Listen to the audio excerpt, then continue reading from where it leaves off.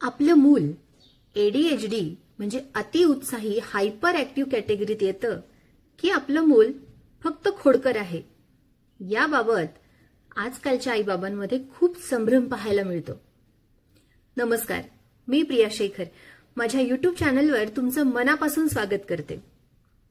खूप महत्वाचा आणि अनेक आईबाबांची चिंता असलेला विषय मी आज घेऊन आलेले आहे. मला याबाबत अनेक कॉल सुद्धा येतात की एडीएचडी आमच्या मुलाला आहे की आमचं मूल नुसतंच खोडकर आहे. तर हे कसं समजून घ्यायला हवं? तर सगळ्यात प्रथम आपण या भागामध्ये या व्हिडिओमध्ये एडीएचडीची लक्षणं आणि त्यावर केले जाणारे उपाय हे पाहणार आहोत. आणि पुढच्या व्हिडिओमध्ये जर तुमची इच्छा असेल तर एडीएचडी हायपर ऍक्टिव्ह मुलं आणि मूल नुसतंच उत्साही आहे किंवा नुसतंच खोडकर आहे का, याची वेगवेगळी लक्षणं आपण पाहणार आहोत. आता आपण एडीएचडी, त्याची लक्षणं आणि त्यावरती केले जाणारे उपाय हे सविस्तर पाहूया. चला सुरू करूया.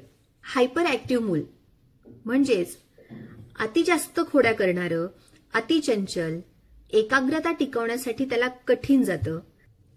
याला वैद्यकीय भाषेमध्ये एडीएचडी म्हणजेच attention deficit hyper activity disorder असं म्हटलं जातं.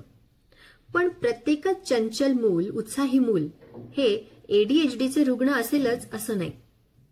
तर काय आहेत ह्या एडीएचडीची लक्षणं? तर ह्या हायपर ऍक्टिव्ह मुलांची लक्षणं ही वेगवेगळी असू शकतात. त्यातल्या काही विशेष लक्षणांबद्दल आता आपण बोलूया.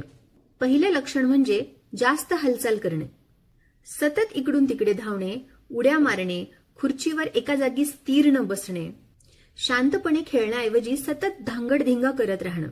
दुसरे लक्षण आहे एकाग्रता कमी असणं, अभ्यास, वाचन किंवा खेळामध्ये जास्त वेळ लक्ष टिकत नाही, पटकन दुसऱ्या गोष्टीकडे लक्ष वळतं.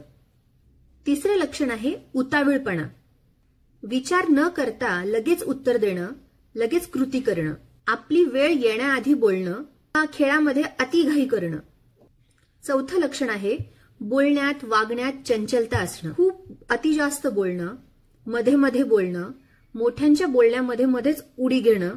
पाचवं लक्षण आहे शिस्त न पाळणं, नियम समजावले तरी सतत विसरणं, घरात, बाहेर, वर्गामध्ये कधीच स्थिर न बसणं. सहावं लक्षण आहे भावनिक चढउतार, पटकन रागावणं किंवा चिडचिड होणं, कधी कधी पटकन आनंदी सुद्धा होणं. सातवं लक्षण आहे विसराळूपणा, वस्तू ठेवून विसरून जाणं, शाळेचा होमवर्क न करणं, साध्या साध्या सूचना सुद्धा विसरून जाणं. तर ही होती हायपर ऍक्टिव्ह मुलामधली काही विशिष्ट लक्षणं. हो, पण ही लक्षणं प्रत्येक मुलामध्ये दिसतीलच असं नाही आणि प्रत्येक मुलामध्ये ही लक्षणं सारखीच असतील असं सुद्धा नाही.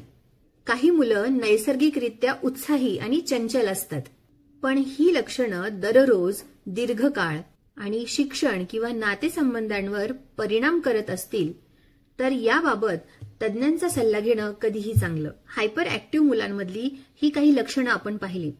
आता या मुलांना घरात हाताळण्यासाठी काही महत्वाच्या टिप्स पाहूया. घरामध्ये नियमित दिनचर्या तयार करा.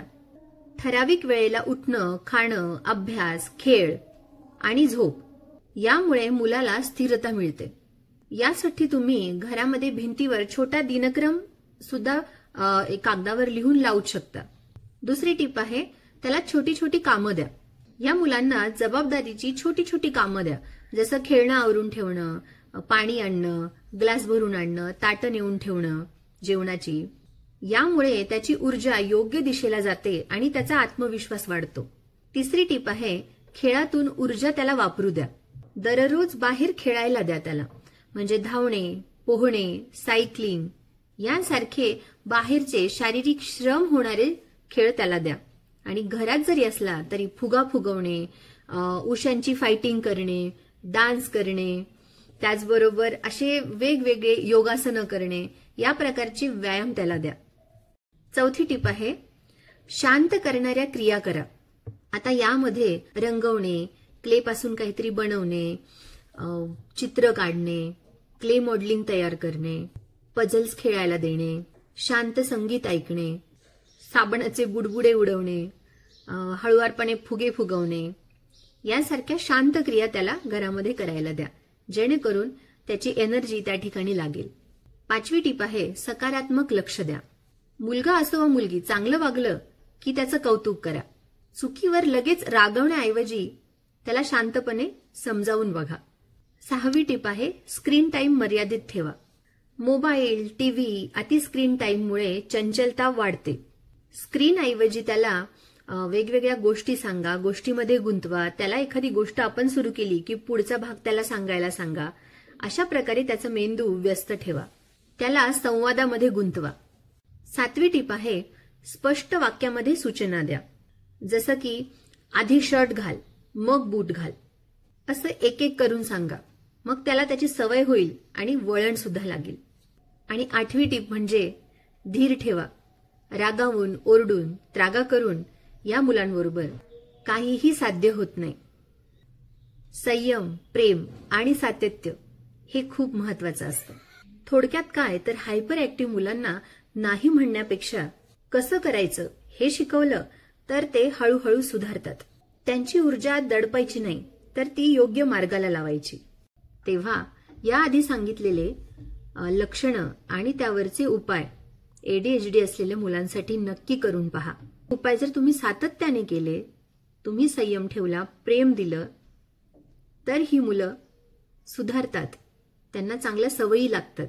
पण हे सगळं करून सुद्धा जर मुलामध्ये आपल्याला काही चांगला परिणाम दिसत नसेल तर नक्कीच डॉक्टरांचा किंवा तज्ज्ञांचा सल्ला हा घ्याच. पण हे सगळं असूनही आपलं प्रेम, संयम, धीर आणि आपला जिव्हाळा आपल्या मुलांप्रती या साऱ्यानं हे मूल नक्की शांत होतं. तर तेव्हा भेटत राहू असेच महत्वाचे विषय घेऊन चर्चा करत राहू. पुन्हा भेटूया पुढच्या व्हिडिओमध्ये. तोपर्यंत नमस्कार.